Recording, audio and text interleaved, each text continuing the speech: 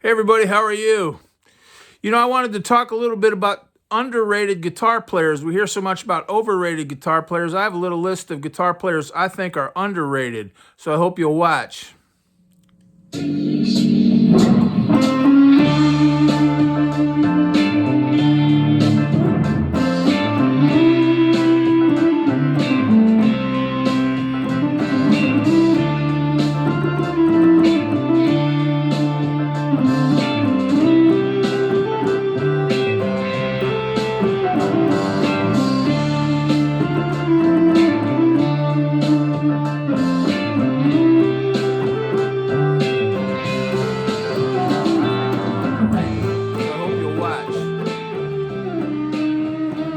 We have all these lists of overrated guitar players, and Clapton and Jimmy Page, and I think I've done a couple videos on are the Beatles overrated, is Hendrix overrated, and at some point everybody's overrated, and you look at some of these lists of people who are overrated and there's nobody left. I mean, every single great guitar player we all know and love is overrated, so there's nobody left. It's kind of like the Lilliputians pulling down Gulliver in greatness. These people are great.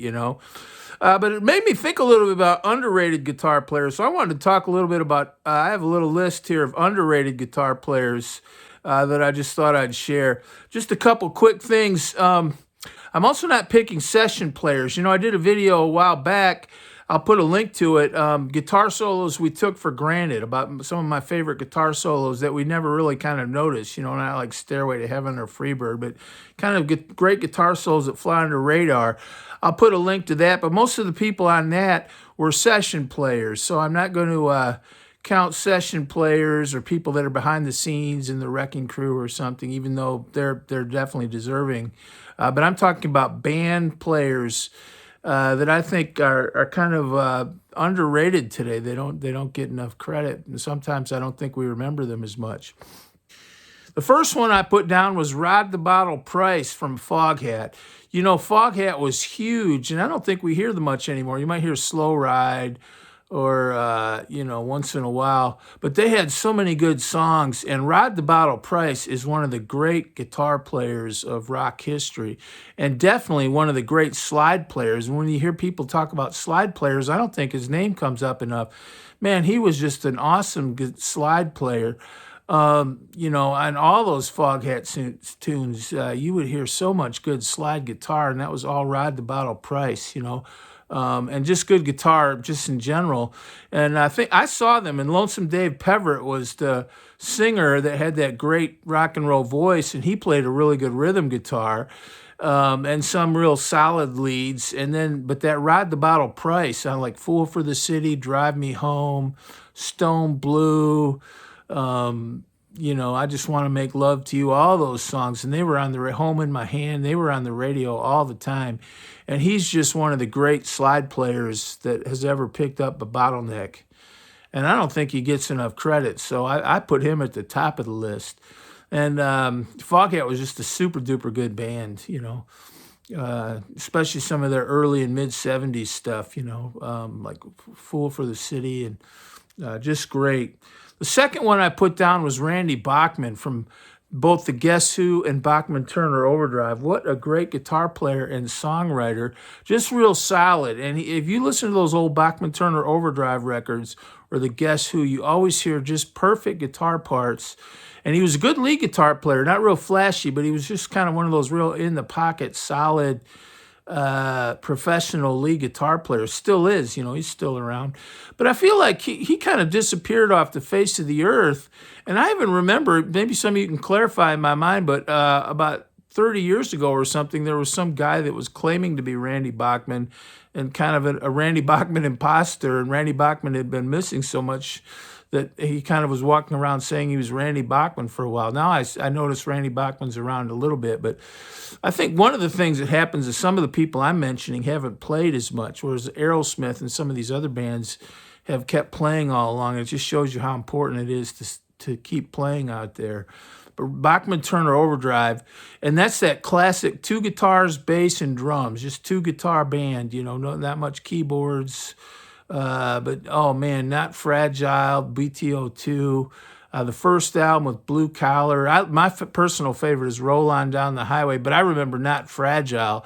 I was in junior high, and that was sort of one of the quintessential junior high, 1974 era bands. I mean, everybody loved Bachman Turner Overdrive, and I maybe you hear Taking Care of Business once in a while, but man, they were great. And Randy Bachman was the leader of that great band.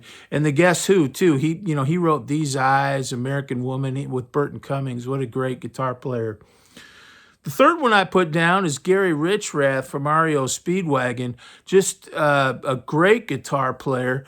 And, I especially would point to some of the earlier REO Speedwagon stuff. I think REO 2 is probably one of the best rock and roll albums I've ever bought. REO 2 is a terrific album with Music Man, Keep Pushing On, 157 Riverside Avenue, Little Queenie, and one of the great, the kind of their freebird for a long time was Golden Country, and he just has some great guitar playing in that, just great.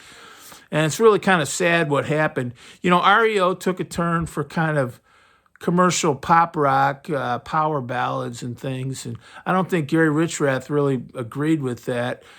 I guess you could argue it was a good decision commercially because a lot of REO's most familiar stuff is actually the kind of MTV era stuff when they weren't as guitar solo oriented. But man, he was a great guitar player. R.I.P. Gary Richrath. The next one was Jay Geils from the Geils Band. And another band I don't think we hear that much anymore. But, he was just, if you ever listen to those old Jay Geils Band, he was kind of like an old R&B type player. Like First I Look at the Purse, Looking for Love, of course, Whammer Jammer. And he never had a lot of really, heavy, long extended solos, but he always played really good solos. And he was a really good overall guitar player, Jay Geils. And the Jay Geils Band in their earlier period was great. I'm from Detroit, and they were a Boston band, but they had a lot of Detroit fans, and I think a lot of their live albums, like Full House and that Blow Your Face Out, a lot of that was recorded in Detroit, and they were really popular when I was growing up, with Peter Wolf and Jay Geils and Magic Dick on the harmonica. But Jay Geils kind of started that band and was just a fantastic guitar player. Some of these guys were really, really, really professional, and just a very well schooled in like a lot of those old like R&B blues songs from the 50s and 60s, and he took that sensibility into the Jay Geils Band and added some juice and some good showmanship, and you came out with one of the great 70s bands, Jay Geils. The next one is Ted Nugent, and I wanted to put him down because he gets a lot of shit, and he's got a big mouth on him. He always has. But let me tell you something. Don't ever forget Ted. I don't even think we think of him as a guitar player anymore. He's one of the best rock guitar players that's ever lived. I mean, he was one of the main guitar players of classic rock. Still is. And I mean, that first Ted Nugent solo album is just ridiculously good. Hey Baby, Just What the Doctor Ordered, Snakeskin Cowboy, of course, Stranglehold, Motor City Madhouse. Come on, that's such a good album. Free for All is a good album. And the Amboy Dukes were really good. And I'm from Detroit, and he was huge. He was one of the main guitar players. And he wasn't just crazy. He is a really fine guitar player. He's very tasteful. He's very creative in his songwriting. He has a sense of melody. When you listen like Just What the Doctor Ordered or Hey Baby, those are great riff songs with kind of a sense of melodic hook.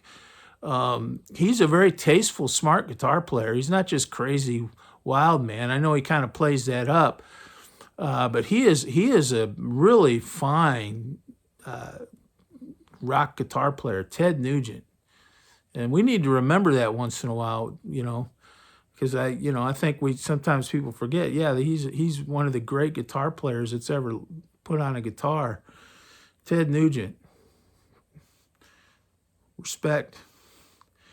Next one is Justin Hayward from the Moody Blues, and I don't know if we ever think about the Moody Blues as rock, but I saw the Moody Blues in 1978, and they were always so good. And at that time, that shows you how old I am. That was kind of a comeback tour in 1978 because they'd quit playing in the early 70s. It was kind of a big deal.